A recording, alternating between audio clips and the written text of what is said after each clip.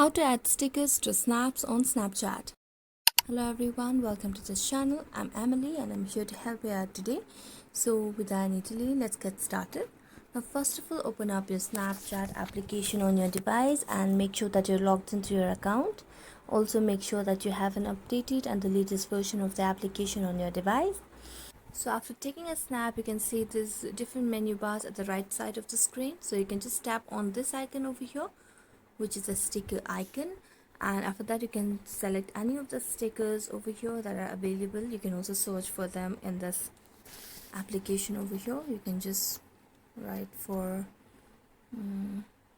hello, and different stickers will be available for you over here like this. So you can just tap on this and you can tap on send to, and you can send your friends.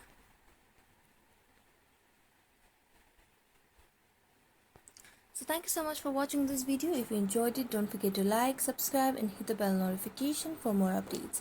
That's it for today and see you next time.